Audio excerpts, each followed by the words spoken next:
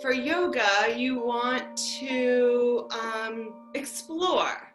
We'll talk about just very quickly that if you have any pain in any pose, you get out of that pose. There's no heroes in yoga. Long exhale. You might even help the air out by engaging, pulling your belly. And then notice, did you use your shoulders to help facilitate that too? We're really incredibly grateful for this opportunity to be with you all this morning to just share a little of our experience with HeartMath. Really significant things that I learned during that time was just how much of a choice I actually have in how I respond, to big challenges in my life or little challenges, and that those responses really affect my heart's rhythm. And when I began working with this, I knew one simple exercise, and everybody on the unit immediately began seeing, changes in these adolescents that I was working with.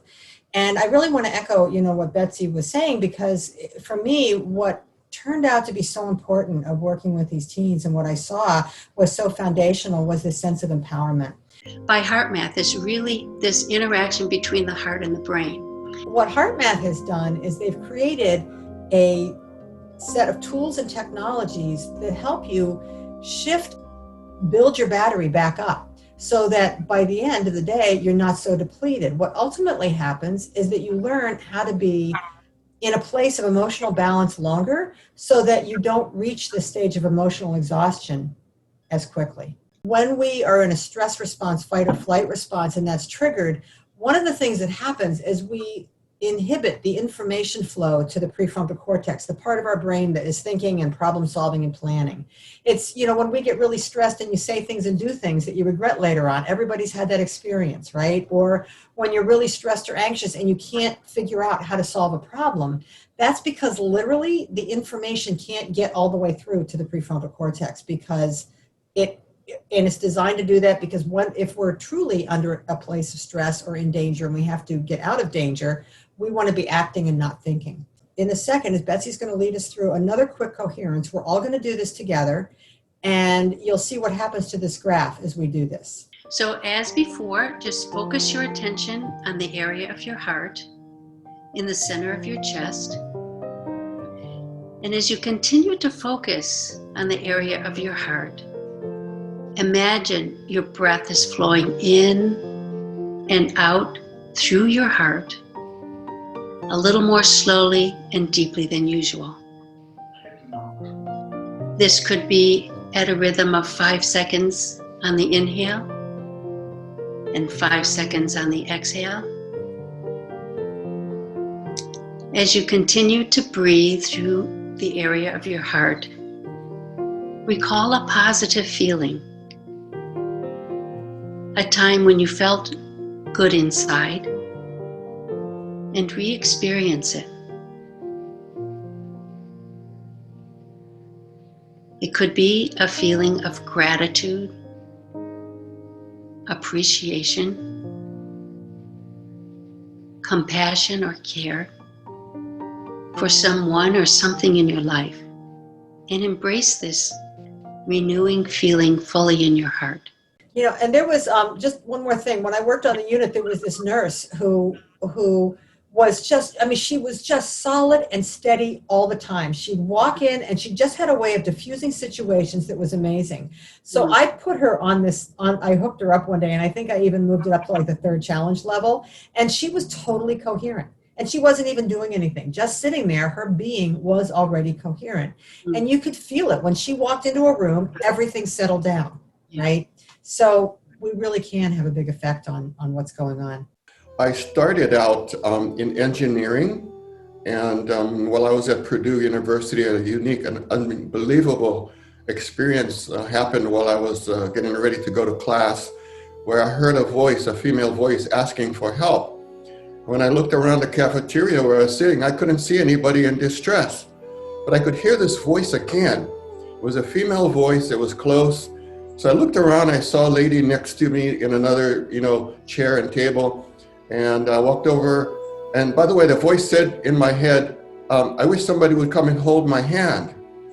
So feeling kind of foolish, I walked over to the table next to me and I put my hand on the lady's hand, and she looked up to me and she said, I was just praying to God that somebody would come and hold my hand.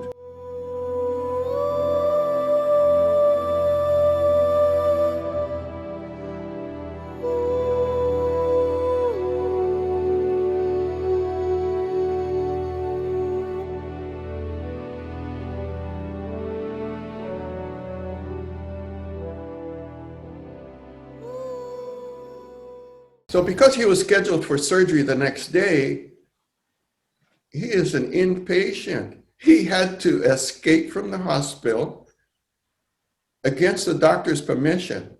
So I take my big jar and I pour a bit into a small bottle, 1 ounce bottle, and I go to his home and I meet him. I meet him in his kitchen. I ask him to show me his leg. He lifts his leg up, puts it on a chair, unwraps it, and the skin is black. It has gangrenous. It's infected. I believe he was infected by a methicillin-resistant Staphylococcus aureus infection. That's why the doctor wants to cut off his leg. So I show him the little bottle and I tell him, this is the uhaloa oil.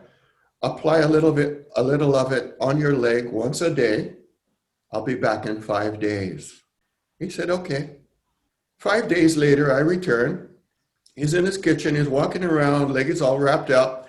He's whistling. He's in a good mood.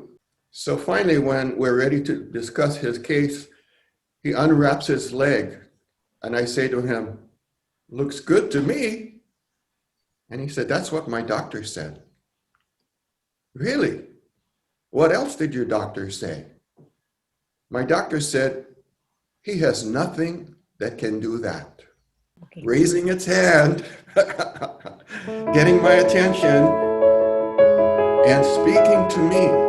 Dr. Silva, this is so inspiring too, because the plants are starting to talk to me, and I do what I know to do, and I pull them, and then I feel bad because I have them in my house. I'm like, I don't know what you're for. So I'm going to honor your story there and just be with them and let them continue telling me the story that needs to come with them. Thank you. When I remember these moments, of, I don't know what we could call it, revelation, it just becomes so emotional for me. It's so hard to believe that these things can happen to us today in this time. These words, OLI and OLA, they're Hawaiian words. They refer to concepts in Hawaii, so they speak to the natives when they hear it. So now I'm creating Ohana Learning Academy. Endothelial cell injury, in my view, is a key factor in COVID-19. And although it's an acute injury, people are just getting it all of a sudden and then suffering all of these symptoms and signs, it will evolve into a chronic condition. So it's useful to look at what chronic conditions we have, because we can predict those people who survive COVID infection may probably be at risk for these chronic conditions. And indeed, that's what we're seeing in the literature today. The use of plants, it targets multiple sites, multiple reactions. So we say that it is multiple targets addressed by the plant. When we're using a pharmaceutical drug, it targets one target. And because of that, there are side effects. If you're using, for example, a glucocorticoid, you may induce some liver damage. There are lots of instances where single target drugs can achieve their goal, but at a price. And so the clinician has to make a decision how much of the drug can they give to the patient to help the patient and not harm the patient. And when we're using a plant, because it addresses multiple targets, it avoids the complication of harmful side effects. In fact, when we say the word side effects, we're implying that it's a side effect. It may not be a side effect, it could be a primary effect associated with the effect that we're looking for, which is to block or inhibit the binding of a virus or virion in the cell. Exhale, you'll release your left hand to the outside of your right thigh, right arm behind you. Long inhale.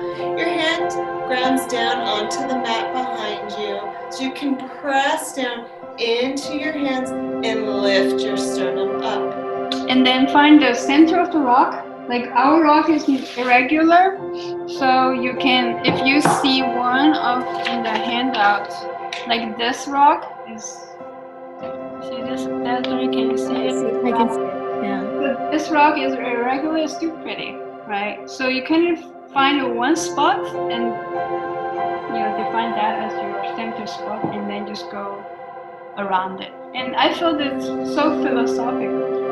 Once you find your center in your life, everything else follows. Right? You naturally let the next color come into your mind. And that's what the beauty of this exercise. But it's also quiet your mind and follow your intuitive art.